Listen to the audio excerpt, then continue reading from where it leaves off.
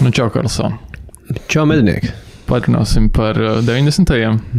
Par bandītiem, barikādēm un treņbiksēm. Jā, parunāsim par Šlesaru. Par bandītiem un treņbiksēm.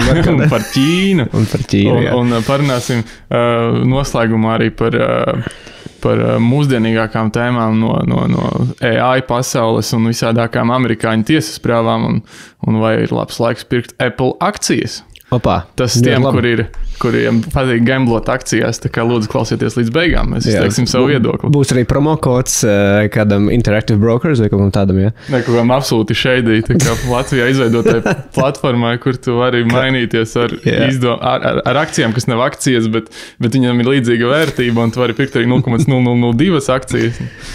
Nē, tā visi nebūs. Mēs vēl neesam tik ietekmīgs podcasts. Bet es zinu, bija tas, pirms pāris gadiem bija tas crowdfunding scams. Jā, Igauni latvieši, man liekas, jā. Tur bija tā interesanti. Ir tā trikīgi. Tu dod savu naudu crowdfundingā. Viņi jau pietiekoši daudz tagad. Es esmu kaut kur ieguldījis ar crowdfundingu. Bet es esmu pārdevis, tās daļas tikai tālāk. Es zinu, tas bija Britu. Labus nekustamo īpašumu projektus daļai finansē arī crowdfunding, un viņiem viss sanācis, tikai nav tik traki. Nu, es teiktu guru, vai ne? Taču citu vai Baltijā baigi nav. Man liekas, ka ir. Bet nav, tas tā. Negribu pateikt, ka nav, vai arī negribu pateikt, ka ir, bet nespēt nosaukt. Es tādu neatcerot. Nu labi, es domāju, tāda mazliet aktuālāka tēma. Pirms kāda laiciņa, neilga laiciņa bija barikāžu atceres diena. Jā. Un tas arī, es domāju, gan man, gan tev mums visiem lika domāt par 90. gadiem, vispār par to, no kurienes mēs esam radušies, tā Latvija un tā tālāk, kā mums tā sanāca.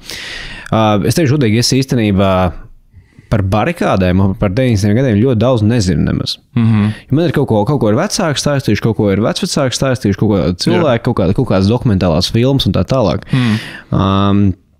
Tu daudz vispār, tādā mūsu paudze, vai ne? It kā nesam jau mēs super jauni, bet mēs jau esam, mūsu paudze ir sākus aizmirst vispār. Mums tas bija aiz muguras, kad mēs piedzimām, vismaz man, tev arī. Viņu arī. Un, nē, es nezinu daudz, tas tāds, lai cik tikai stulbi izklausās tāds, tas ir tik svarīgs temats, mums tur latviešiem un Latvijā, un visiem, kas dzīvo Latvijā, arī nelatviešiem, bet tā liekas tāda vēstures stundu lieta, kas liekas pat nedaudz garlaicīga. Tā kā liekas, barikādas, un ko jau ar zirnekļu tīkliem apziņā apklājusies, bet tas tāds diezgan crazy laiks ir bijis, jā, ka tev sabrūk valsts, tev ir 130,000 Krievu karēļu valstī, bet tad pēkšņi saproti, ka varbūt nebūs tik vienkārši, un ka cilvēki kā traki gāja un barikādājās vairākās pilsētas vietās, un tas, ka tur...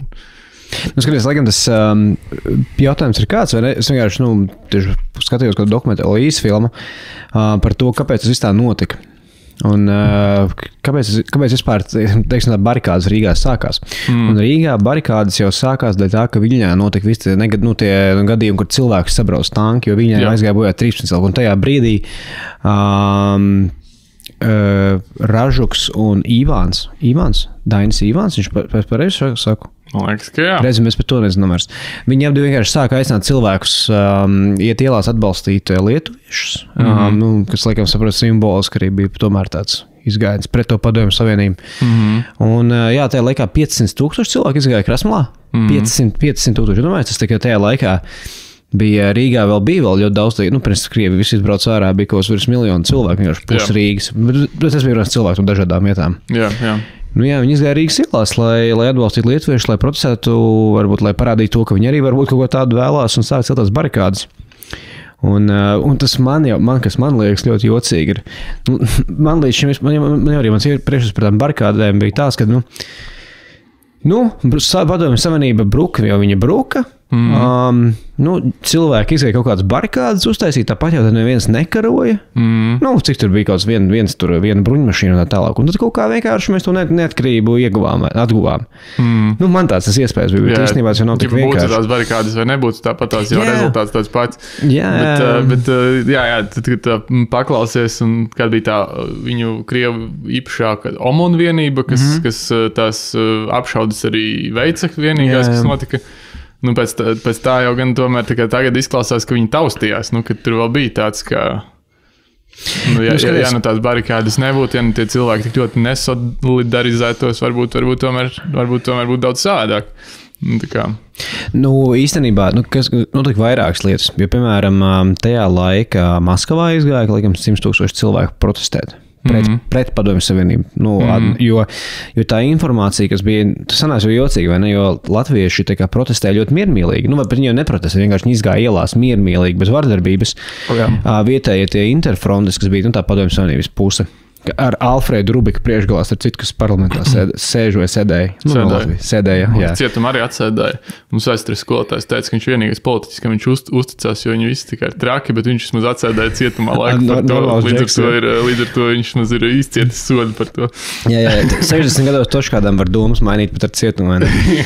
Un tajā laikā viņi gan to izplatīja mītu, ka tā bruņonas atcelšanās. Un tad tas arī, man liekas, diezgan interesanti, vai ne? Jo tas nonāca līdz Maskavai, ka, hei, tagad mēs iesim apspiest baltiešus vardarbīgi, jo tur ir it kā bruņotas atcelšanās, lai tā bija propaganda. Un tā ir rezultātā cilvēki Maskavā gāja uz ielas, vai ne, un teica, hei, nē, lūdzu, tā nebūs. Jūs nedrīkstat cilvēkus vardarbīgi ietekmēt.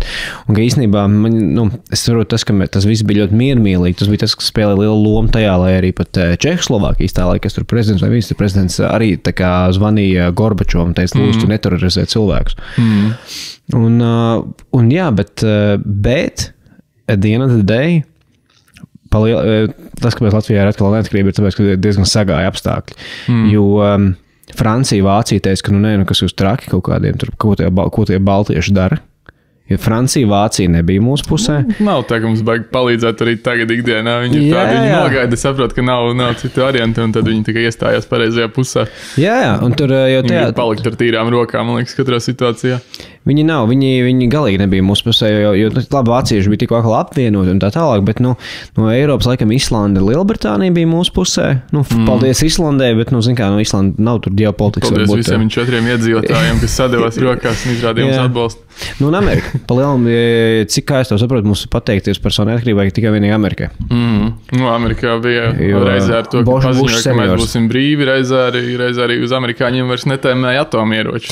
Tas bija tāds viens kopīgs notikumu kopums. Tas, kā es to, protams, saprotu, ne jau kā amerikāņi arī, ne jau tas bija tāpēc, ka viņiem šausmīgi bija mūsu žēl. Vienkārši tas, ko amerikāņi gribēja, lai Gorbačovs to, teiksim tā, viņš būs perestroika, tur mainīsim ekonomiku, tur dosim cilvēkiem tiesības, un amerikāņi ļoti gribēja, lai tā perestroika notiek, jo tas nozīmē, varbūt, ka viņi atvērta ekonomiku tā tālāk un tā projām, un vienkārši, ja viņi Baltijā kaut ko tādu izdarītu, tas būtu solis atpakaļ. Vispār, tad, ja tu taisi savu perestroiku, tad, dari visu, ko tu apsolīji, vai ne? Nevis tā kā, hei, taisam perestroiku, bet Baltijā apšaujam cilvēkus. Un tikai tas bija tas amerikāņi, tas tā motivācija. Bet jā, kopumā, no Eiropas mums baigi neviens neatbalstīja, un tie bija amerikāņi, kas mums palīdzēja. Tā kā mums patīk tur baigi teikt amerikāņi tāda, amerikāņi šitāda, bet, būsim reāli. Ir mums tā kā lielākā aizmugure, kāda jebkad bija, kas kaut ko nozīmējuši. Jā, 90 bija aizmugure, un tagad viņi ir aizmugure, tomēr. Milzīga atšķirība ar to. Nezinu, tagad vai Latvijā ir kaut kāda liela sava armija, vai arī 3 Amerikas kājnieki. Kurus vairāk baidītos Putina karaspēks novākt, 100 mūsējos vai 1 amerikāni. Tas ir baigais svars, ka tie arī tie amerikāņi un tā tā viņa ietekme ir šeit. Un, mēs esam amerikāņu fani, tas diezgan... Jā, lai arī it kā mums mums vajadzētu ļoti, mums būtu tiešām jābūt pēdējiem, kuri vispār čīkst vai kaut ko. Tur kādam nepatīk, ka Trumps ir prezidents. Deal with it. Mums ir pilnīgi, mums patīk jebkurš prezidents, kas Amerikā ir un viss, un tā kā nevajag vispār izrunāties. Vienkārši tāds man varbūt ir iespējas vai domas radušās, kopš tas mazliet vairāk pasties, kāpēc vispār parikādas, un kas ļautu tam notikt. Ja mēs skatāmies uz Ameriku, mēs gan jau skatāmies nevis tur konservatīvā vai liberālā doma, bet mēs skatāmies vienkārši, ir Amerikai vara vai nav Amerikai vara, un mums vajag, lai viņai ir vara. Labi, bet Tālāk salīdzinājumam. Tajā laikā bija 130,000 Krievu karaspēks Latvijā, kuram kaut kā bija jātiek ārā un bija bailīgi, vai viņi tiks un kā viņi tiks. Un, pirms 2 gadiem Latvijas armijā bija salīdzinājumam. Bet pirms 2 gadiem, tagad noteikti ir vairāk, es neatradu. 6,000 arī. Jā, 6,7 bija armijā, kamēr tajā laikā Igaunijā bija 4. 10,000 bija zemesardzē, tas točni tagad ir vairāk, bet Igaunijā jau tajā laikā bija 17, un brīvprātīgie apmācītie bija 36, un Igauniem tajā laikā bija 80,000.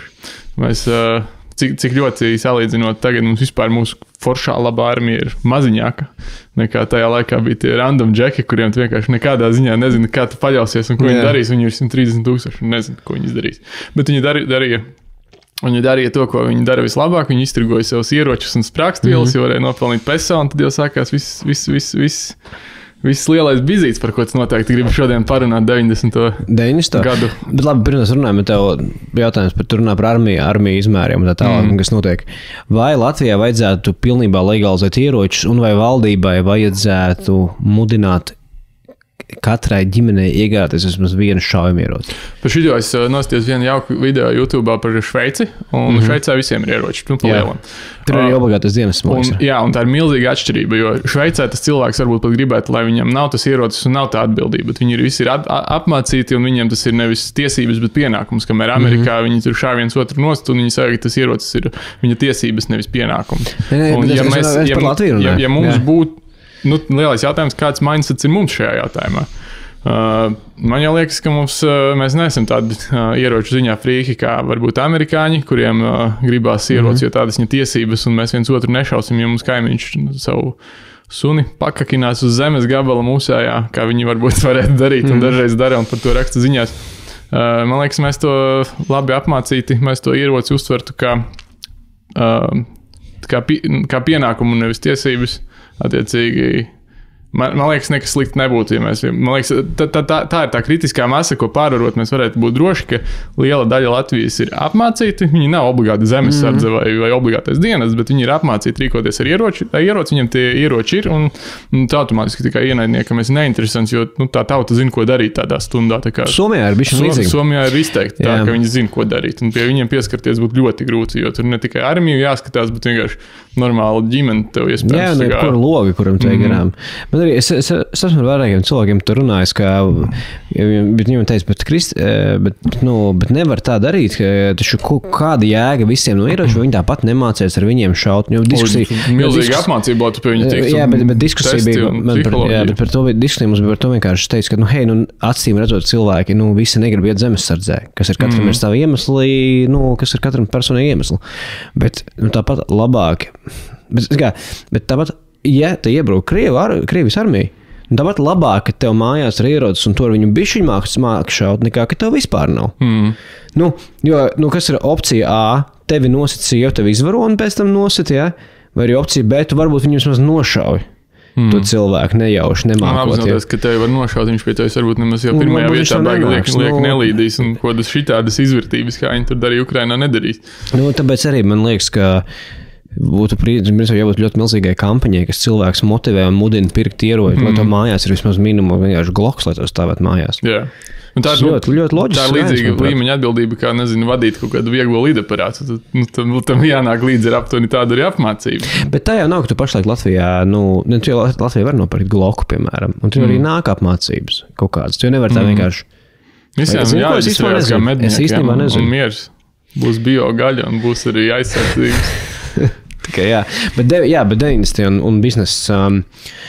Es par 90. tiešām neko daudz baigi nezinu par tiem bandītu laikiem. Tā mums stāstīja, ka ļoti liela bandītu laika bijuši. Es zinu to, ka Nekustamais bija lēts. Es zinu to, ka bankām ļoti patīk dot liels procents, un tur viņas vienā brīdī viss uzsētās uz kraha vienkārši. Nekustamiem īpašumiem ir tāda īpašība, kad, ja tu pasties atpakaļ, tu vienmēr vari pateikt, tajā laikā Nekustamais bija lēts. Un šodien viss liekas dārgs, un arī mēs pēc 5 gadiem skatīsimies šodien un liksies, ka bija baigi lēts. Bet vai Nekustamais pēc 5 gadiem būs, tur, piemēram, 5 reizes dārgāks, viņam, ka nē? Cerams, ka nē, tas būtu traki, tas nebūtu pareizi. Bet labi, tu atstāsim bitcoinam. Jā, tas bitcoinam. Bet runājot par bandītiem, varbūt 90. es domāju, interesanti, protams, ir tie stāsti. Jā, kura bija tava mīļākā grupa? Jūrmala, Pārdaugava vai Labais krasts? Tikai mūzikas grupa? Jā, mūzika bandīta. Es nezinu, vai tādu Jūrmala. Viņam bija sadalīts. Es par Jūrmalu zinu, ka Kauguros pašlaik vēl tā sketčī diezgan ir, bet tas arī... Tu pastāsti man, es nezinu. Neko supergudru es nepastāstīšu, bet bija juku laiks, visi tur cīnījās par to, kurš būs varenāks, un bija sādāki jumti un savstarpēji izdomāti parādi, ka tu man tādi esi parādāt 15,000 atdod vai arī tur visākas trakas lietas būs, un tad tas viss sevi nobalansēja ļoti prātīgi un gudri. Viņi sadalījās pa rajoniem, visi rajoni bija gana spēcīgi, lai viens otru novāktu līdz galam. Un tad bija vienkārši katrai Daugavas pusē un Jūrmalai bija savs bandītu grupējums. Tas par Rīgu, jā. Bet pilsētās arī kaut kāda grupējuma bija noteikti. Valmieras grupējums ar visu šo, ar Šēli un Šleseru, vai nekas bija no Valmieras? Tas jau tālāk un advancētā, kad bija Šēlis un Šleseri, tas jau bija tāds legālais kariņš, nevis vienkārši bandīta daudzīšanā. Bet kas tiem bandītiem notika? Bija... pirmkārt, viņi pamanīja, ka ir nauda, un viņi sāka viņu visādākos veidos dabūt. Lai gan tagad, paskatoties, liekas, ka nekāda nauda tad nebija, bet viņi atrada, bija pirmie uzņēmēji, viņi tad, kā tu zini, jumtoja viņus, nodrošināja drošību pret tādiem pašiem kā viņi, tikai no citas komandas. Tikai filmās? Jā. Tad viņi, protams, auga ar vien lielāki, un savstarpēji arī plēsās viens otru spridzināja, un bija sākas tur kriminālo aprindu leģendas, un tad tā kā izkristalizējās galvenie līderi, un es atceros viens čalis, kura uzvārdu es neatceros, bet viņš laikam bija vispopulārākais no viņiem, iznāca no cietuma, un viņš pateica, ka Jūrmala būs viņējā, tad viņš izkaroja Jūrmalu, jo Jūrmala laikam iepriekš bija Pārdaugavas pusē, un tad bija tādi lielie grupējumi, bet ar laiku jau tā kā valdības līmenī jau gribēja ieviest, ka tā ir nepateikšu gadu, bet ka tā ir tā kā ārkārtas situācija, bez mazliet tā kā covidnieks, ka jārīkojas, un tad viņu tas valdības stratēģijas jau bijusi, ka padarīs melno biznesu pelēko ar laiku baltu, tā kā ielika viņus laikam kodos grāmatvedības sliedēs un tam līdzīgi, nezinu, kā viņi sadīloja ar tiem lielākajiem bandītiem. Bet nebija kaut kāda izreķināšanās ar policiju un bandītiem, tad tas kaut kā citādāk? Viņi, man liekas, viens otru liku laikam šāva. Tā tas bija tajās sākuma laikos. Krušots, jā. Es domāju, kaut kādu sensi pasaukt no viesos atnākt pastāstīt, kā tur īsti gāja, vai kādu bandītu. Tā kā, zini, ko vajag pasaukt? Ārviku mums vajadzētu pasaukt ciemos. Zini, kas ir Ārviks? Jā. Tie normāli džeki, viņi taču izskatās, ka viņi ir visi varētu izstāstīt. Viņu atvērto dienu pasākumu Facebookā bija riktīgi populāri, bet man liekas, viņu vairs nav. Kaut kad nesen viņi laikam pārstāja darboties vismaz tādā veidolā, kā viņi bija. Ir bandītis un beidzās Latvijā, vairs nav pakalpojums. Viņš bija pēdējais. Jā, viņi bija pēdējās paliekas, jā. Jā, bet tad, kad jau tur bija Šlesers versus Lembergs, tā jau bija tāda jau politiski rafinēta gudra cīņa, kad jau viņi ar naudu, kas grāmatvedībā parādās, spēlējās, nevis vienkārši tad tie bija gudrāki. Man vispār par tiem laikiem ir ļoti laba filma 4. Māja Republika. Domburam. Un, viņš jau diezgan daudz ko stāstīja par to, kā tas viss notika, to privatizāciju tā tālāk. Un man visvairāk žēl ir visi šitie Lembergi, Šleseri, kas tur vēl. Ja viņi būtu sasagušies to visu un normāli uzgačājuši tos bizīšus, man būtu tāds, ļoti stulbi, ka viņi nozaga, mums pārējiem, teiksim tā, varbūt daļas kapitāla daļas uzņēmumos, bet varbūt viņi būtu attīstījuši, nezinu kādiem trakiem uzņēmumiem tos uzņēmumus. Īstenībā super, bet tā nekur nenotika. Viss ir tā kā izvazāts. Pasties, kāda Ventspils osta, pasties Šlesera uzņēmumu un īpašumu portfolijos bija ļoti iespējams. Viņš pat tajā brīdī, kad bija krīze, tā 2007-2008. gada, viņš pat runāja, ka viņš spētu pats ar saviem līdzekļiem devalvēt latu vai kaut kā tā. Bet viņš jau bija sasadzies to sev. Tā kā, to, ko tu sasadzies sev, tā kā, jēga citiem nav nekāda, vai, piemēram, Ventspils nafta, kas Ventspilī ir noticis? Nekas tur, tagad cilvēki brauc prom no turienes. Latvijas kuģniecība bija lielākā flota Baltijas jūrā kādreiz, viņi ir izsaimniekot, piemēram, arī uz bankrotē aizgāja. Jā, cepītis teikums, ko es par Lembergu, tā kā pensionāri teica, viņš jau zog, bet viņš vismaz dalās. Viņš mums bruģīt uzliek, jā. Tā kā viņi ir, tādi, smieklīgi, jo ir tāda nemākulīga biznesmeņa īstenībā. Wannabe bowleri, labi, daudz jau viņiem tur dafigā ir, bet... Viņi bija bowleri, jā. Wannabe bowleri, jā, lieli uzņēmēji, teiksim. Tā nozaga kaut ko vien mācēja, bet vadīt to nemācēja. Nemācēja. Tā kā jā, tagad arābiem pārdot zemi, Andrijos. Vēl jau laikam nav pārdots ar memorands. Tu jau esi čekojis, es esmu dzīvokļus eksporta ielā. Pirmais, ko es darīju, bija skatījos, vai tur ir kaut kas normāls. Tur ir cēlis viss? Nē, tur ir kaut 2-3 dzīvokļi Rīgā, jau šausmīgi maziņi. Tur nav tā, ka visi tirgo kaut ko, bet likās, tā kā iepriekš likās, ka tā vieta ir centrs, bet ne līdz galam. Tagad liekas, ka ir attīstības potenciāls. Nē, tur būs ļoti forši, tikai domāju, kurš... Kamēr līdz tam nonāks, protams, un ja nonāks. Bet ir 4 miljardi vai 3 miljardi, cik tur bija?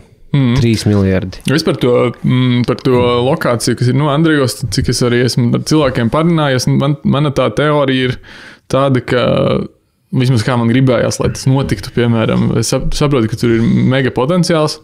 Tur ir tā, piemēram, vecākās tā graudu ēka, kas ir pie paša ūdens, un tur čipa ir, nezinu, tu tur vari uztaisīt superdārgus lofta dzīvokļus tajā ēkā vai kaut ko tādu, tur kaut ko var izdomāt. Bet, tu jau nepirksi tur dzīvokli par 5000 eiro kvadrātmetrā, ja apkārt būs pļava. Un nav neviens tik liels attīstītājs, kas var to visu aizpildīt. Ir pirmais. Jā, un man likās, ka varētu tā uztaisīt visādi Merki, Jiti, Bonavas un visi pārējie, ko tu joint venture, izdomāt kaut kādu bizīšu modeli, kad absolūti visu dala vienādās daļās vai kaut kā tā, lai nav interešu konflikts ar to, kurš tur būvē, kurš visādāko citos veidos pats no tā vēl nopelna. Un tas būtu tāds krūts veids, kā visu attīstīt, jo ja tu taisi prēmiju, un pēc malā būtu loģiski taisīt ko labu un prēmiju. Un tev vajag arī apkārt infrastruktūru, un tu nevari uzbliest vienu māju un pēc 10 gadiem otru māju. Kam tās mājas vajadzēs? Un tad likās, tas tāds risinājums. Zētorņi arī pilsētas rezidents, ja? Zētorņiem, tur ir cits tāds Zētorņi, tāda skumīga vieta. Bet, risinājums visam beigās ir arābu peso. Jā, es tikai domāju, cik par 4 miljardiem, cik ir 10 000 dzīvokļi, grib uzbūvēt kaut ko tādu. Tur kaut kāds crazy apjoms ir. Es domāju, kas to vispirks? Nē, tehniski jau tikpat arī mājas reizē kļūst vecas, visi sērīnieki un tam līdzīgi. No Hruščovas uz Andrejos, jā? Apmēram. Ok, labi. Labi. Nē, tā, visākos gudros ziņu virsrakstos, protams, runā par to, ka mums trūkst laba dzīvojamā fonda. Man arī dzīvē trūkst Porsche, bet, cilvēkiem arī dzīvē trūkst naudiņas, varbūt, lai tos dzīvokļus nopirkt, bet, labi. Es domāju, sajies visas, piemēram, biroja mājas aizpildījās, vismaz tās, ar kurām mans birojs strādāja, aizpildījās ļoti forši, un problēmas jau nav tiem, kam ir jaunās mājas, kuras neaizpildās, problēmas tiem, kam ir vecās, kuras vairs nafig nevajag. Līdz ar to es domāju, ka labi, viens izņēmums ir Zētorņi tam visam, jo viss jaunais aizpildās un vienkārši tirgus nostrādā. Varbūt viņi panāk ar cenām pretī jaunajiem nomniekiem labāk iet, viņi tur pārvācās.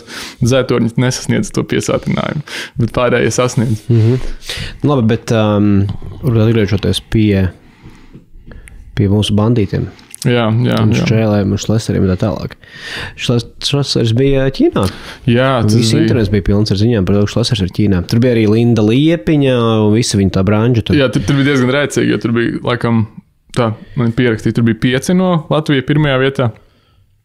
Šlesera partijas. Jā. Tad bija viena čiksa no stabilitātei, kas, man liekas, pilnīgi nevienu neinteresē un nekāda nacionālās drošības apdraudējumi no stabilitātei.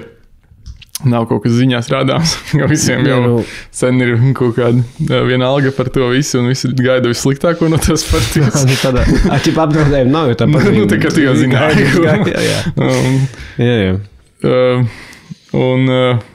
Es jau, protams, neesmu ar vienu no viņiem klātienē parunājies. Es vados no savas publiskajā telpā dzirdētās informācijas. Un tur bija arī divi cilvēki no Nacionālās apvienības. Tie gan ziņās tik daudz netika iztirzāti, bet viens no viņiem bija Kirsteins, kungam. Kirsteins arī bija Ķīnā? Jā. Un tur sanāca arī... Viņu neizmet tikko no partijas gadījumā? Saistīti. Jā. Un tad jautājums, vai viņu izmeta tāpēc, ka viņš aizbrauca uz Ķīnu un nebija līdz galam saskaņojies ar partiju, vai arī varbūt Šlesera headhunteri viņu pārķēra kā labu potenciālo biedru. Tas vecs rūdīts čalis. Labi, ko tu domā par to Ķīnu? Es nezinu, mans pirmais iespējas par to braucienu bija tāds, ka es redzēju, ka viņi skatās, kā brauc ātrvilciens un teica, cik daudzreiz foršāk kā mūsu jaunie stulbie vilcieni. Jā. Kā tu vari ātrvilcienu salīdzināt? Šis vilciens brauc ātrāk. 300. Mūsējais brauc lēnāk. Šis vilciens ir labāks. Tas viņa stilā. Tā kā varētu ielikt arī 300 km/h no centra līdz Imantai vilcienu, kas tā kā gāzē, bremzē, gatavs. Nu, skaidrs, ka tas salīdzinājums bija stulbs, un man tas viss tā kā likās, nu, tā kā, nu, rēcīgi aizbraukuši un stāstīs, ka pie mums viss tik slikti, lai gan, nu, ties vilcienu iepirkums nav sanācis, bet whatever. Bet nē, nu, viņi tur braukāja, izstāsta, ka viņi tur čakli braukāja pa visādākām ostām un ko tik vēl nē, viņus tur smuki pieņēma. Un es nezinu, man dienas beigās vienkārši izlasot par to visu, man pilnīgi vienalga. Viņi tur bija, viņi nesaskaņoja laikam līdz galam, ka tas ir viņu darba izbrauciens, viņiem laikam algu līdz galam nesamaksās. Kaut kāds risks, ka viņus tur Ķīna savervēs būt par spiegiem vai kaut kas tāds, laikam, nu, tā kā tas ir tas drošības apdraudējums.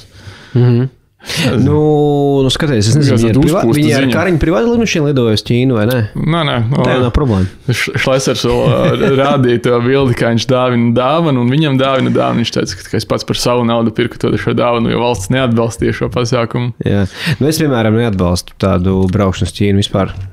Jo esmu tur bijis. Dombrovskis pagājuši, kad brauca uz Ķīnu. Tad bija ziņu virsraksti. Dombrovskis, nu, mūsu Eiropas lielais pārstāvis. Un tad tajā kontekstā tie virsraksti ir tādi, ka Ķīna ir sarežģīts partneris, bet mums kaut kā jāstrādā. Jo, tā pa lielam ir arī Amerikas attieksme. Tā kā viņi viens otru heito, bet viņi viens bez otra nevar. Bet, ja Šlesers aizbrauc, tad viņi kārtīgi noslāna. Un likās, tā kā, es neesmu šajā visā varbūt izklausās, ka es kaut kāds Šlesera fans būtu. Es absolūti neesmu, bet vienkārši tas izklausās tās divkosības tajā visā, kad, viens tie duraciņu bars, uz kuriem mēs tā kā noliksim visu tā kā dump energy, lai mums nepievērstu tā kā nopietniem jautājumiem tā kā uzmanību tik ļoti. Zini, kā ar to Ķīnu ir? Es esmu pats bijis divās tādās, varbūt, pušu oficiālās delegācijās. Nē. Tāds par privāto sektoru naudu. Yeah. Un arī ar domu tā kā saprast, kaut ko, vai tur ir kaut kādas biznesa iespējas Ķīnā, tā tālāk bija Pekinā 2 reizes. Ok, forši. Vispār vienkārt tā kā es negribētu, ja man būtu jādzīvo Pekinā, man liekas vienkārši izlikt pa logu. Viņi daudz tā dara, ražotnēs. Ja tas ir Šanhajā, kur tur vēl, bet šausmīgi. Man tiešām ir sajūta, ka tu kāds seko visu laiku un tev novēro. Pēc tam pastāstīja to vietējiem, kas tur dzīvo, tur latviešiem, baltiešiem. Viņi teica, kad, piemēram, es stāstīju, ka vēstniecībā tiek dota instrukcija nekad neatstāt datoru numuriņā. Jo burtiski tu izēj no numuriņa, pēc pusstundas ienāk iekšā vietējais izlūkdienas, tev nokopē visu kompi un aiziet prom. Un tur nav tās, ka tev viesnīca saka, nē, jūs nedrīkstat iet iekšā. Tur ir, viņi ieiet iekšā un tur nav, tas ir tā kā standarts.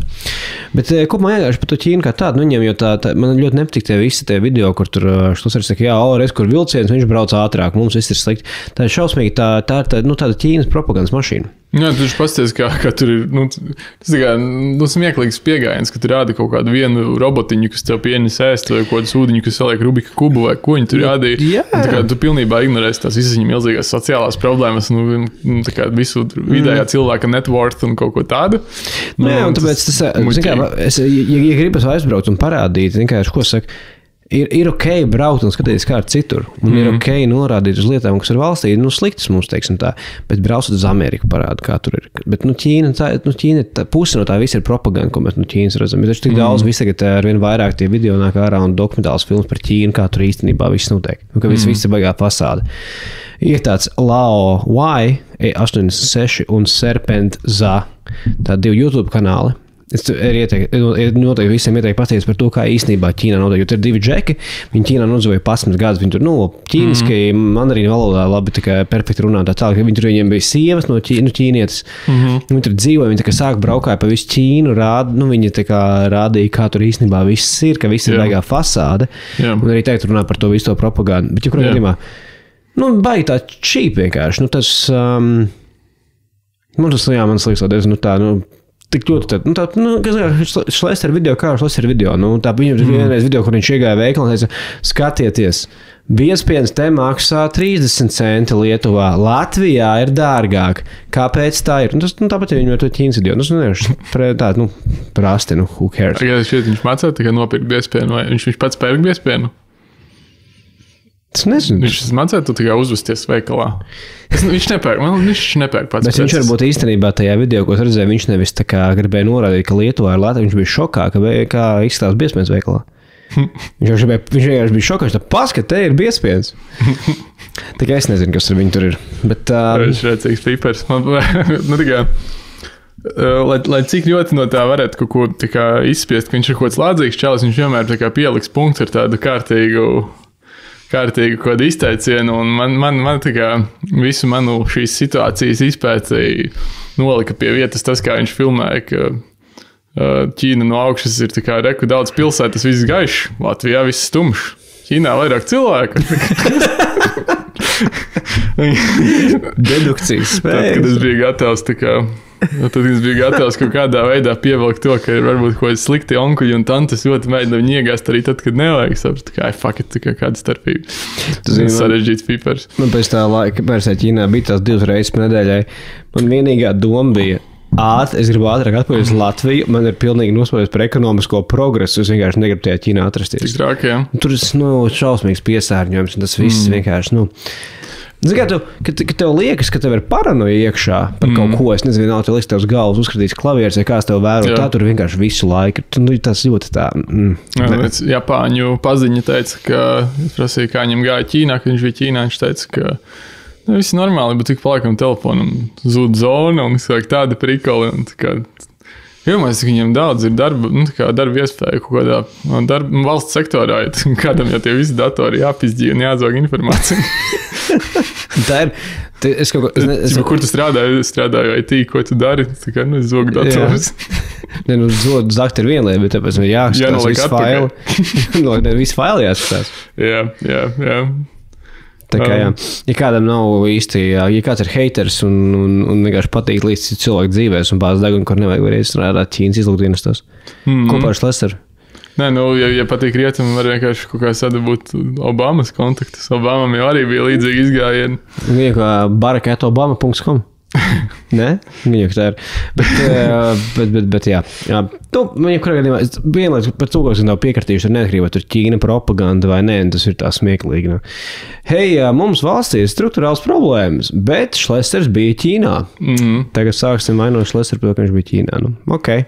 Jā, labāk nekā, zin kā, labāk, ka Schlesers mums bija Ķīnā nekā un parādīja saviem, kaut kādā daļai tautas, kas vispār notiek ārpus Latvijas, nekā Kariņš, kurš kā ārlietu ministrs brauc kaut kādiem limbažiem, jo nāk Eiropas parlamentu vēlēšanas. Tas ir rēcīgi. Tas ir itī labs, jā. Privāti limašīnas limbažu lidlauku vai kur tur. Tas ir fake news. Bet Latvijā, vispār jānāc prātā, tur nezinu, Amerikā ir tie cilvēki, kas nekad nav bijuši lielveikalā vai tam līdzīgi, ko uz pēdējos 11 gadus, jo viņi ir tik bagāti. Un Latvijā tāda ir vai nav? Bagāti cilvēki? Tik bagāti, ka viņi veikalā nezinu, kā uzvesties, jo viņi tik sen nav bijuši veikalā, viņi ir tik bagāti, ka viņi sen vairs nedomā par tādām lietām, kā pašam pirkt ēst un cik tur piens vai maize maksā. Amerikā, ko tas izklaides tajos late night šovos, man liekas, ir bijis tāda kā rubrika, kad tur atnāk Bills Gates un prasa, kā tev liekas, cik maksā maize? Viņš vispār nezina, viņš saka $10. Labi, cik maksā siers? Cik maksā siers? Jā. Un parastais, ko 4-5 eiro kilogramā, tas labāks ir 10 eiro. Nē, kādu 4-5 eiro? Tie žēlēvēdīgie maksā zem 4, un skaties lētākos, skaties labākos. Es salīdzinu cenas. Smērējamie? Nē, tagad ir Holandas vai Krievijas siers, bet viņš ir tā kā žēlēja. Tas lētākais gals. Piens maksā, es parasti pērku to, kas ir atlaidēm, viņš maksā zem eiro. Labi, izklausos, ka tas zinu, cik maksā. Es zinu, esmu tas čels, kas salīdzina līdz maksimu, kas ir lētāk. Cik maksā papīra rullis? Ap 30 centiem. Nē, dārgāk. 30 ir atlaidēm. Nē, pats vainīgs, ka tu pēc kaut kāds super dārgāk. Es gribēju, rojālais dibens man ir. Es gribēju pateikt, ka tu pats nezini, bet īstenībā tu zini, jā. Okay. Esmu ļoti taupīgs čels. Es zinu. Labi, bet pastāst par savu pieredzi sabiedriskajā transportā pirms nedēļas. Jā, ir diezgan forši. Es domāju, tu pamanīji visu, vai ne? Es, varbūt kā privileģēts Rīgas iedzīvotājs, izbraucu ar tramvaju pirmoreiz 5-6 gadiem. Jā. Un es biju ļoti pārsteigts, ka tramvajā ir forši. Lielie tramvaji ir absolūti forši. Es visiem absolūti iesaku izmantot sabiedrisko transportu, ja vien tas ir tramvajs. Autobus un trolobus, ne, bet tramvaju ir ļoti forši. No centra līdz Meža parkam. Jā. Bet, ja tu brauc citām pusēm, parādās, cik ceļam var iezvērt ar kādu vietējo bombu, tas tramvajā ir izrubījies, tā kā tas var apvienot lietas. Nav jāskatās uz ceļu. Nav tik tā kā ar tiem bombžiem, bet, bet tas ir tāda problēma, tas tā kā tikai viens cilvēks piečurāja basēnā. Nu, tas basēns ir piečurāts. Tikai viens bombas smirt tramvajā, tad tas viss sabojā tev uz mēnesi. Tā nav laba analoģija. Tas vienkārši nav labi. Viņi nav jābūt daudz, bet ja kāds gadās, tad ir traki. Te Paulam Timrotam bija ideja, ka vajadzētu sabiedriskai transportā dārgo un lēto vagonu. Čipa vienā ir, tu samaksā, lai nav smirdīgi bomži, un otrā tā kā, ja tu gribi ietaupīt rēķinies, ka viņi tur var būt. Viņa teorija bija tāda, ka tas palīdzētu cilvēkiem no mašīnām pārsēsties sabiedriskajā. Tas palīdzētu, jo kad es Amsterdamā nodzīvoju laikam 8 mēnešus savā dzīvē vienā brīdī, un es braucu darba ar tramvaju visu laiku. Jā. Un es dzīvoju tā kā pilsētas centrā, viss bija ļoti dārgi un tā tālāk. Bet es braucu ar tramvaju, es pat nevarēju iedomāties, ka varētu būt automašīna. Tās bija tās EU mašīna, man tagad nopirkt. Nav zinu, kur viņi likt, un tur uz katras ielas tramvajs bija. Rīgā kaut pilnīgi otrādāk, vai ne? Tu domā, tas bombas. Bet es nezinu, cik es esmu no manas pēdējo 5 gadu pieredzes, nevienu no reizēm tramvajā nav bijis bombas. Ļoti skaisti. Nevienu no šīs vienas reizes, bet jā. Bet, labi, tu jau brauc, kad visas reizes, tā kā mēs, no bāra pusnaktī, un viņi visi jau bija patversmēs. Vienīgā reize ar tev brauc. Bet mana analoģija nebūs tik skaista kā tavējā. Tev bija tur Amsterdam, es par Purciem pastāstīšu. Kad es dzīvoju Purciem, es arī, bet tas bija tā kā tuvu Dominai, līdz ar to nav tāls brauciens līdz centram. Man bija opcija braukt ar mašīnu vai sabiedrisko. Es biežāk braucu ar sabiedrisko. Ja galvenais nebraukt tajā laikā, kas ir ap 8, 9, tad ir briesmīgi, tur viss ir pārpildīts un viss ir slikti. Bet es parasti braucu agri no rīta pirms visiem vai arī pēc visiem, lai izvairītos no laika pakāpšanas pa ceļam, ja tu brauc populārajā laikā. Ir pilnīgi normāli un pat tik labāk ar mašīnu. Nē, skaties, es jau nebraucu sabiedrisko, ne tāpēc, ka esmu tur kaut kāds privileģēts karalis. Es vienkārši, man darbs ir 5 minūšu gainā. Tad būs veikals arī ir. Tas nav cilvēks, kas gan dzīvo, gan strādā centrā, kā tu tiksi pie sabiedriskā. Tev nav pat tādas iespējas. Tādas man visu nenodrošina. Ok. Ko es gribēju? Tagad mēs runājam par 90. Par visākiem biznesiem tam līdzīgi. Es dzirdēju par Šleseri, mēs runājam par to, kā Šleseri savu pirmo miljonu nopelnīja. Es zinu, ka Šleseri tēvs nosit ar cirvi viņa māti laikam. Ko? Kaut kas tāds. Šleseri tēvs bija kaut kāds traks un ka viņš ir kaut ko ar cirvi nosicesot. Būs pīkstils jāieliek. Būs ekstra laiks jāiegulda. Es dzirdēju, ka viņa tēvs kaut ko ar cirvi nosacījās. Es ceru, ka tā nav taisnība. Viņš bija bandījis 90. Ok, es nezināju. Es zināju, ka es kaut kad es neatceros detaļās, kā viņš to savu miljonu noklausījās. Man likās, varētu būt interesants stāsts. No. Bet vispār nebija. Visi šitie 90. 2000. sākumos paliku bagāti stāsti ir absolūti neinteresanti, jo tas vienkārši neatbilst realitātei. Labi, es biju tur, ko viņš puķes tirgoja uz Maskavu vai kaut ko tādu. Nekad tādā veidā nauda nenopelnījis vairs. Pirmo miljonu tirgoja puķus uz Maskavu? Nē, tas nebija viņa pirmais miljons. Viņam bija kaut kāda puķu tirzniecība uz Krieviju. Tas laikam bija daudziem tajā laikā.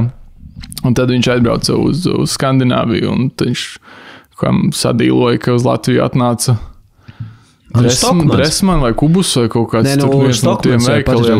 Tad viņš sāka citas arī vilkt. Un Narvisens laikam arī. Viņš stāstīja. Viņš kaut ko vienreiz stāstīja, ka viņš ir atvilcis Stockman, Narvisenu, Air Balticam investors. Nē, kaut ko viņš laikam ir izdarījis. Viņš jaudīgs šalis, tas ir skaidrs. Bet nejauši tas viss nenotiek, ko viņš ir izdarījis. Bet tas viss ir tikai nav vairs relevants. Un ja mēs gribam uzzināt, kā nopelnīt naudu mūsu pirmajai mēneša biļetei sabiedriskajā, tas nav īstais čalis, ko klausīties. Vienkārši laiki ir citi. Es nezinu. Zini kā man teica viens čoms nesen? Viens čoms nesen teica tā, viņš teica, tur, kur ir korupcija, tur, kur ir kaut kāda ne tur absolūta, bet kur ir kaut kāda korupcija, tur notiek ekonomiskā aktivitāte. Kas ir šodien jau ir vēl sliktāk. Vairs nav pat korupcija tāda veida, kā bija ekonomiskā korupcija, vai ne? Jo neviens ko vairs negrib darīt. Nevienam atbildība nav, nekā nav. Tad pat tas vairs nenotiek. Tagad ir visafigēnākā korupcija. Tas, ka senāk tev vajadzēja, nezinu, vinnēt kaut kādu iepirkumu asfaltā vai tam līdzīgi, un viss ir baigi izsekojams. Jā. Tagad tu naudu dabū caur kodiem PR pasākumu vai IT sistēmu iepirkumiem, kur vienkārši viss ir pārāk stulbi, lai viņos iedziļinātos un tur uzlikt milzīgas summas par absolūti primitīvām sistēmām vai ļoti vienkāršiem kodiem tur reklāmu pasākumiem. Nu, kādreiz tad bija bišķiņ jāiesvīst, vai ne? Tikai, atved Stockmanu uz Latviju un dabot katu kaut kur, bet mums atved Stockmanu uz Latviju. Tad ir tāds smugs brandings tai partijai, un tu nopērc kaut kādu ēterisku pakalpojumu, par ko neviens īsti nesaprot, un neviens nepiesies. Tu par to tu zini, kāpēc pasēm pacēlās cena? Kam? Pasēm. Nē. Nu kā, pirms kaut kāda laika, pirms 2 mēnešiem bija mēdījos ziņas, ka turpmāk pases maksās 60 eiro. Cik tāda maksā? 30, laikam. Okay. Nu, tas ir, 30%, kad tev vidējais, 30 euros paspējuši. Ja tev alga ir 1000 eiro, tu pēkšņi 3% no algas, tā kā hujakš tev vairs nav. Jā. Bet tas nav ok. Ja 3% no pases, tad tev 3% nākamā mēnesī tev vajadzēs aiziet, un tad vēl 3% nekustamā īpašumos un tā tālāk. Un, kāpēc tas tā ir? Tāpēc, ka pasu, tas PMLP izdomāja, ka viņiem vajag jaunu IT sistēmu. Kurai uzturēšanas izmaksas ir kaut kādi 5 miljoni gadā vai kaut kas tāds. Kādu jaunu IT sistēmu? Atkal es jau sāku justifējot to visu, jo tā ir tā kā tur jābūt maksimālai datu drošībai un visam pārējiem, jo tas ir tā kā, svarīgākais, kas ir, tie ir personu ID. Uzreiz liekas, ka baigi loģiski, bet man reiz ienāk prātā. Šim bija problēmas kaut kādas ar to? Es jau nezinu, to jau zinu izlūkdienesti. Izlūkdienesti, jā. Un kuri mums neko neteiks, tāpēc mēs nevaram piesieties. Es tik tā iemetinu pa vidam, bet man arī nāk prātā tas, ka zemnieki, es nezinu precīzi, bet zemnieki straglo, ka viņiem tāda ir baigā birokrātija, ka viss ir jāvada kaut kādā ļoti primitīvi uztaisītā IT sistēmā, par ko arī tā kā samaksājas, nezinu, sen vai nesen, bet liela nauda, bet tā kā izstāst, ka tā sistēma ir uztaisīta prikolu pēc, lai būtu vienkārši iespēja sistēmu pasūtīt, IT sistēmu. Tas ir skaitinošākais. Ja tu taisi korupciju, uztaisīs mums normāli, tur IT sistēma, kāpēc tev vajag absolūti, tādu? Tie nav pašam, tas jādara, paņem Upwork kā kādu indieti vai kaut ko tādu. Jā, tā kā kaut kā tas, jā, bet... kamēr mums ir primitīvas attīstības sistēmas, Amerikā ir ChatGPT. Par mūsdienīgākiem atkatiem vēl kādā savu research. Pirms tam es iekustināšu sarunu ar jautrāku tematu. Okay. Fun facts? Jā. Kas tev ir pēdējās nedēļas laikā visvairāk besīs? Gripa. Jā, labi, tu visu laiku. Kariņš, gripa un... Šlesers. Šlesters, nē, viņš jau, es nezinu, vai no viņa negaida. Komēdijas arī. Kariņš un gripa man ir besījus vairāk. Man slabs laiks ārā. Man personīgi besīja suņu mēsli uz ielām. Tur nokas sniegs. Okay. Un es esmu tā kā lepns suņu īpašnieks, kas savāc suņu mēslis. Citus mēslis arī savāc? Nē, pretīgi. bet es apzinos, ka tie cilvēki, kuriem arī besīja suņu mēsli un kuriem nav suņu, domā, ka esmu viens no viņiem, kas nesavāc. Un tā kā parādās... Stulbies suņu īpašnieki, jā. Tā kā parādās sniegs, tad bezatbildīgi mudaki domā, ka viņi var vienkārši ar kājiņu tā kā uzbērt sniedziņu virsū un problēma ir atrisināt. Un tād, kad viss kūst nost, tad sākās problēmas.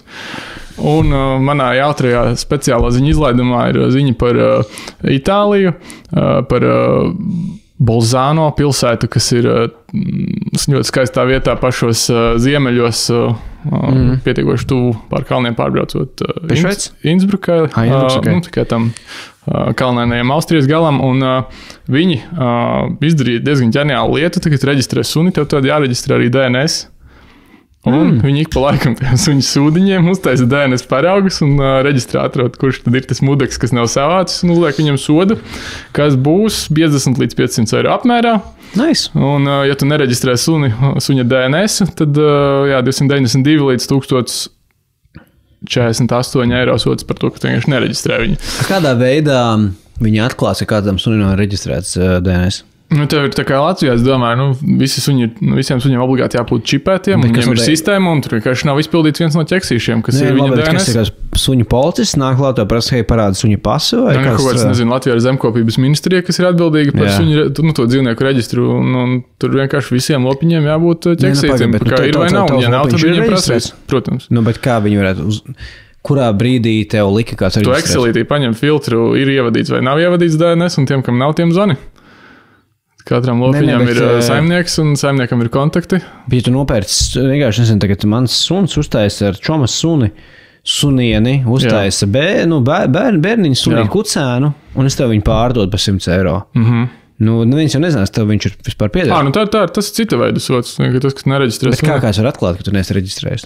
Nezinu, kā kāds var atklāt, ka tu nozagi veikalā kaut ko. Nu, apsargs kameras, tam ir resursi. Vai ir resursi Latvijā tam visai čekošanai vai suņa reģistrēt? Es domāju, ka centrātie suņi, kur sūda mētājs, visur ir reģistrēts. Pārsvarā visi suņi ir reģistrēti. Bet tā ir tikai atbildība, audzētāja atbildība. Īpašnieku, suņu īpašnieku. Tu jau mīli savu suni, tu jau viņu nepaņem. Kāpēc, ka tev kāds iestāp pa senu? Bet pirms kam ir reģistrēts suni? Tu reģistrē suni, tāpēc, lai viņš pazūtu, viņu varētu atrast. Tā čipēšana ir svarīga. Plus, tu viņu potē, tu negribi, lai viņš saslimst un tam līdzīgi. Ja tu potē, viņam arī viņam jābūt obligāti čipētam. Mūsu sunim ir čips, bet viņu potējot, viņam nevarēja atrast to čipu, viņam uztaisīja otru čipu. Tas, ka mums tas vecais čips bija pārstrādes rāda, mums ir dubult pilsonība, sunim mums ir 2 pases. Tad būtībā tas bottlenecks, kur tu ir potēšana. Tas reģistrs ir nopietna lieta, tā kā visi to dara. Tas nav nekas tāds mega ekskluzīvs. Un kas ļoti jauka ideja. Bet tas ir ļoti pareizi ideja. Jā, un tur jau nevajag tērēt mega peso. Tev vajag 3 sūdiņiem uztaisīt DNS, ielikt to visu pagasta ziņās, un tie visi cilvēki būs tā iebiedēti, ka savāks. Zini, kā man ir draugs, kurš man ik pa laikam atstāja savu retrieveru. Un es teikšu godīgi, labi, es tur pēc viņa vienmēr vācu, viss viņa kakas un tā tālāk. Bet nav tā, ka tev brīvībā to suni iedod. Nav tā, ka, piemēram, Rīga ir vispār suņiem draudzīga, un nav tā, ka kaku vākšana ir suņiem draudzīga. Miskašu par maz vai ko? Miskašu par maz. Austrijā, piemēram, tur uz katru stūri arī miskašu maisi, bet viņi laikam arī maksā lielāku suņu nodokli. Jā, man liekas, tiešām, ja tev ir suns, tev jāmaksā kaut kāda nodokli, ir staigāt cilvēks, kurš arī varbūt vāc tos kaut kādas kakas. Man gan patīk brīvais tirgus, labāk maksāja, mazāk nopērku savus maisas un pāri 10 metrus ilgāk ir kaku maisa rokās. Bet nav Rīgā ērti priekš suņiem, man kaut kā līdz galam neliekas, ka ir ērti. Suns jau tāda ekskluzīva lieta pietiekoši. Ja tu ikdienā nebrauc uz mežu staigāties, tu maksā ekskluzīvas liels nodoklis, piemēram, ja tev ir ekskluzīvas lietas. Par to vajadzētu suņu izkastīt. Mēs runājam tādu par papildus nodokli. Es vienkārši gribu, lai ir kaku maisi viņa biežāk uz katru stūri. Labi. Fun fact. Tas ir fun fact. Tas ir ļoti labi. Fakts, jā. Un šī bija jautrā pārēja uz mūsdienām, no mūsu šlaisera laikiem un vispārējā par mūsdienīgiem atkatiem. Attiecīgi mēs nevaram nerunāt par mākslīgajiem intelektiem, jo tas ir kaut kas tagad šauj ārā, un tā ir tāda nopietna lieta, kas tūlīt visu sakustinās un jau kustina. Un tagad notiek tas tāds laikam mēnesi jau vecas ziņas, ka New York Times, kas ir Amerikas Delfi. Labi. Viņi ir iesūdzējuši OpenAI tiesā par to, ka situācija ir tāda, ka, kā mēs zinām, ChatGPT ir GPT, kas ir pre-trained modelis, pirms tam apmācīts.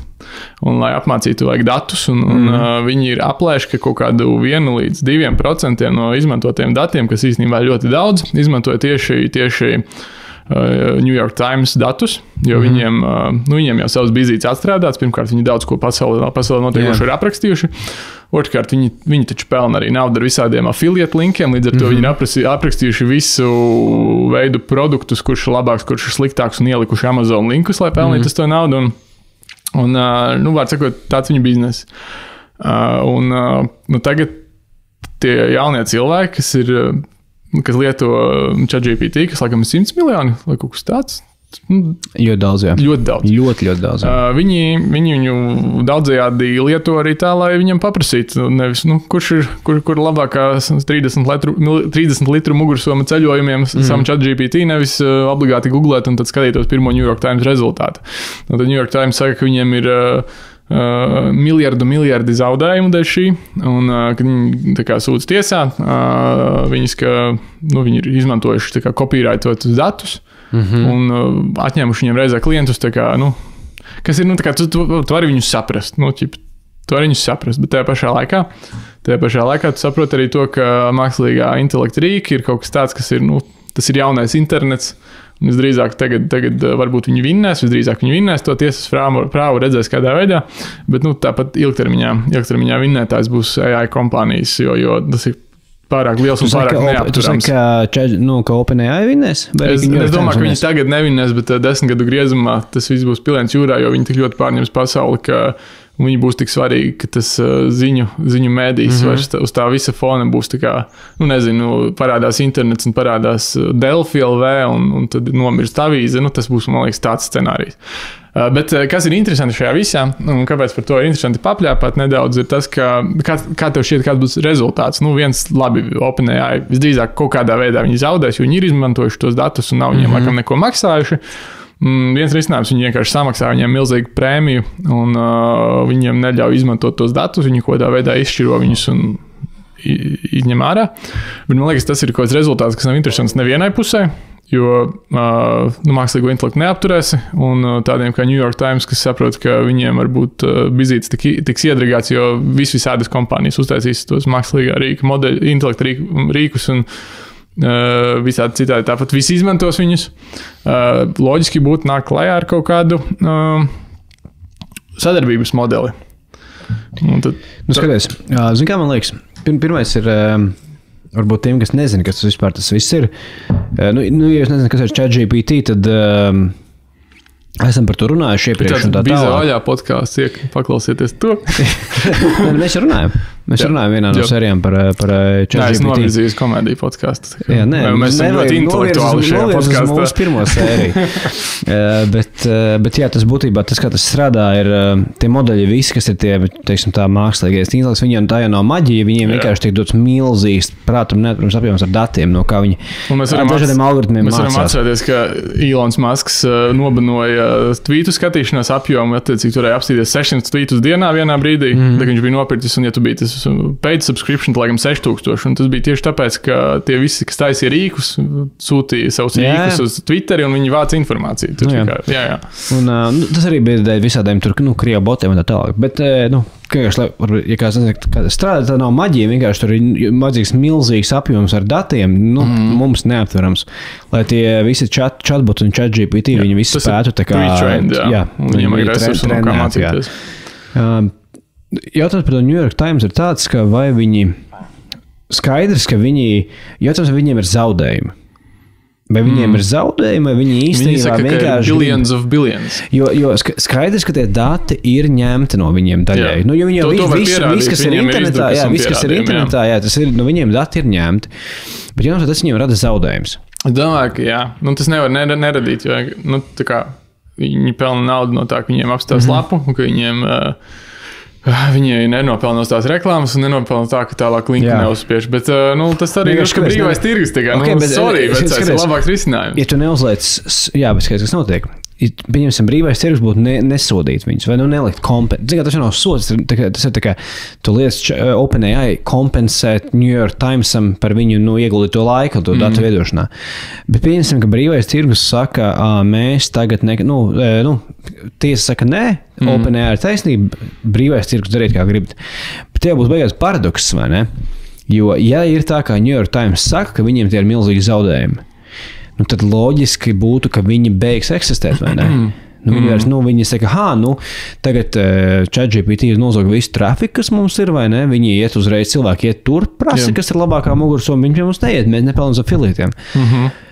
Teorētiski tādā situācijā New York Times vajadzētu bankrotēt.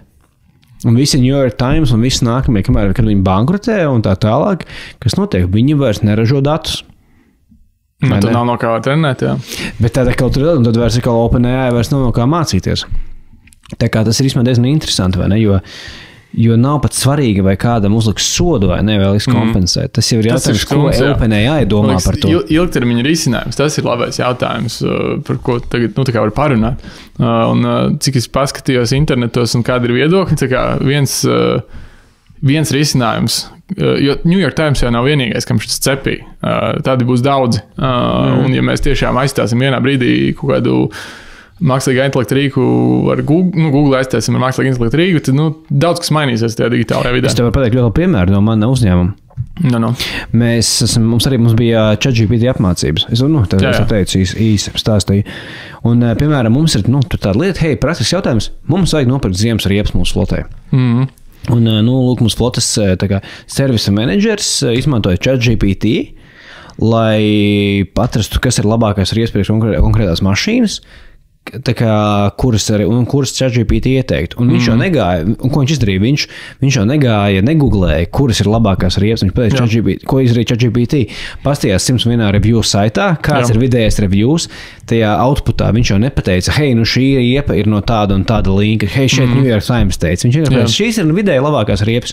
Un viss. Un tad viņš aizgāja pateica, kur ir lētākās, kurš viņas ir nopirktas lētāk, un viņam iemet linku latviešu kaut kādu mājaslapu. Un viņš uzreiz tur aizgāja. Tā kā visi review saiti uzreiz, nu viņi jau nedabūja vispār šī trafika.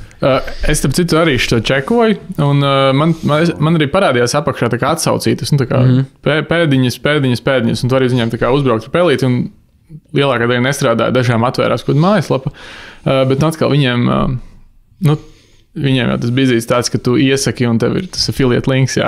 Vai arī uz to reklāmu apskaties no starp teikumiem kaut kur parādās. Bet dienas beigās, jā, tā ir tā kā milzīga pasaule, pie kā mēs esam pieraduši un kur visdrīzāk tāda mainīsies. Un tad tie risinājumi, kas tiek apspriesti, viens ir tas, ka tev ir, piemēram, New York Times abonements, bet tas strādā tikai uz tādiem milžiem, un ja tu ņem arī ChatGPT abonementus, vienkārši automātiski attiksē, ka tev arī tas New York Times abonements, viņš tev rada arī New York Times datus.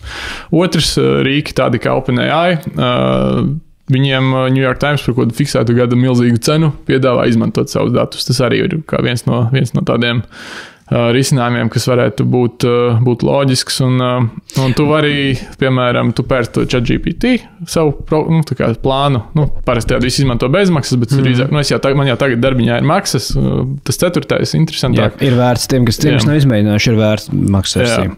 Un tas variants būtu tāds, ka tu gribi vēl pilnīgāku informāciju piemaksāt €3 mēnesī vai $1 mēnesī, un tev būs arī informācija no kādiem viņa partneriem, bet visdrīzāk, es ceru, ka tāds risinājums radīsies, jo kādu risinājumu vajadzēs, lai viss būtu legit un tā nozare augtu. Beigās jau par to maksāsim mēs, nevis kāds cits, mēs gala lietotājs. Vai nu samaksās pat tieši New York Times, arī caur ChatGPT, jā? Jā, beigās mēs.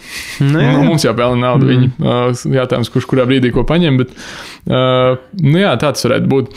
Interesanti arī varētu būt, es nezinu, parādījās YouTube, un sākumā cilvēki parādījās YouTube, nezināja, pats YouTube nezināja, ka viņi naudu pelnīs.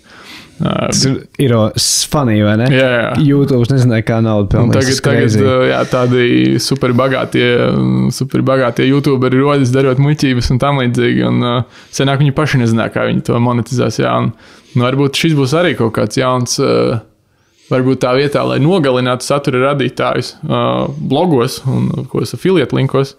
Varbūt tur radīsies kaut kāds ļoti gudrs, varbūt blockchainā risinājums, kas automātiski visu iztrako, ka tev būs ekstra motivācija radīt saturu ar visākiem affiliate linkiem vispārējo. Varbūt kaut kāda tuvākajos gados arī jauna nozara radīsies. Nevar zināt. Man ļoti interesē, it kā garlaicīga ziņa, bet tas risinājums būs mūs visus diezgan ietekmējošs, kā viņi to copyright atrisinās.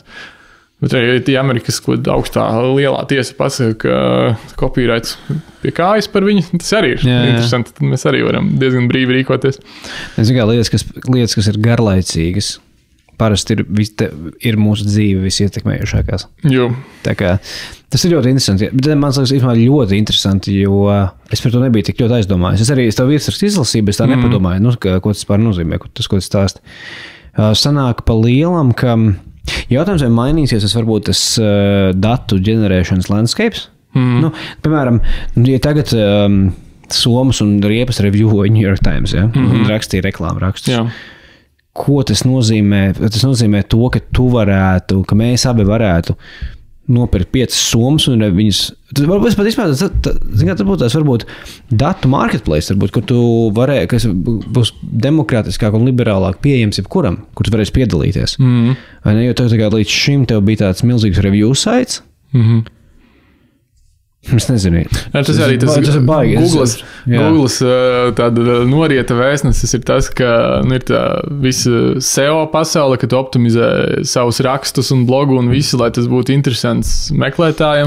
Un tad tu saliec vēl affiliate linkus uz visākiem produktiem iekšā. Un tad tu savā lapā liec, ka tas cilvēks vēl 3 reizes klikšķina uz priekšu, lai viņš tiktu pie visas informācijas, un tu nokās naudu reklāmās, tu nokās naudu visādi, un beigās pielāgojot to rakstu tam, lai cilvēks viņu Googlā redz pašā augšā, un tu padari viņu pilnīgi nelietojumu cilvēkam. Un cilvēkiem tas diezgan piegriezies, un tas likās pašā sākumā, kas par ChatGPT parādījās, ka tā ir baigā baigā padarīšana arī vienkārši aizvietojot veco Google meklētāju, jo viņš ir drusku sapuvis ar to, ka visādāki gudrinieki, tā kā es, kas arī strādā mārketingā, pielāgotos rakstus tā, lai viņš tur būtu pašā augšā. Bet mums tu vēl uz to, ka ChatGPT, piemēram, ChatGPT nobeigts affiliate jomu kā tādu? Es domāju, ka transformēs. Skatoties, kā tas notiks. Jā, kas var nobeigs pilnībā. Affiliate, man liekas, baigi grūti nobeigt, jo tas, man liekas, ir šausmīgi dabīgs process. Ražotājs ražo, reklāmists reklamē, un affiliate programmas, man liekas, ir kaut kas tik organisks pasaulē, ka, tā kā, man liekas, tas ir kaut kas tāds, ko nevar tikai nobeigt, bet jātājums, kā līdz tiem linkiem nonāks, un kā viņi strādās tajā pasaulē, kurā vairs nebūs, piemēram, tradicionāli, ka tu meklēts ar Google, bet tu meklēts ar AI. Tad tu saki, ka vienmēr vajadzēs bēru izvadītājus, zārku ražotājus, grāmatvežus un affiliate marketers. Ja? Apmēram. Tas gan ne tā, ka viņus vajadzēs, viņus nafignienam nevajag, bet tu vienmēr gribēsi tāds būt, ja tu būsi veiksmīgs. Un vēl šajā visā sakrā pēdējais, ko es gribēju pateikt, ja tev vēl par šo kaut kas pēc tam iestarpini droši.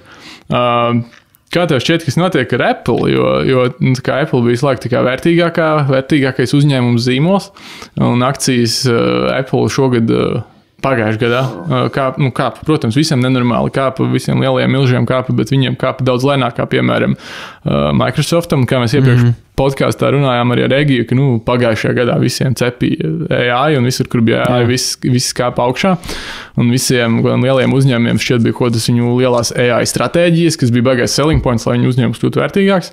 Un Apple ir bijis baigi kluss, kā tev šķiet, viņi tā kā lohi, vai arī viņi tā kā ar iPad un iPhone un vispārējo iznāks ārā pēdējo un iznāks vislabāk. Tas fun fact. Tu zināji, ka AirPodi no Apple austiņas atsevišķi būtu kaut kāda tur 10. lielākā Amerikas kompānija? Jā, šis bija super episks fakts. Tā kā man tieši pirms gada laikam, kad viņi izlaidās, viņiem bija tas demo, viņi tām AR brillēm. Pavisam nesen, Pagājušajā gadā. Vienā no tām prezentācijām. Un neilgi pirms tam mēs ar kaut kādu džeku runājām, mēs domājam, tā kā, Apple, kaut kā, kas nenotiek, Apple ir vajadzētu it kā teorētiski nomirt, vai ne? Un ar Apple ir tā, tajā brīdī, kad tev pa pēdējiem, cik mēs atceramies Apple kopš iPhone, viņi izlaida 7. 8. gadā. Ar Apple ir tā, tajā brīdī, kad tev liekas, ka viņi tūlīt nobeigsies, viņi izlaiž kaut ko amazing. Viņi vienkārši tur marinē to iPhone 5, 10, 15, vai kurš jau teikt ir, un pēkšņi viņi pīn. Tu domā, cik var, skaidrs, viss noriec. Un tad viņi paņem un izlaiž kaut kādas crazy artificial reality brilles. Kaut ko, par ko visi runāja un fanoja, bet viņi to padarīja lietojamu. Un beidzot tehnoloģiski sastrādāt. Un es domāju, kaut ko viņi ar AI izdomās. Viņi taču ir, viņiem naudas ir vairāk, kā lielākajai daļai valstu ir gada budžeti. Viņiem burtiski stāv cash bankā miljardos, 10 miljardu. Viņiem to naudu spēs izdomāt, ko izdarīt ar AI jomā. Viņi drīzāk sen jau dara, jā. Es pieļauju. Tev arī tā liekas.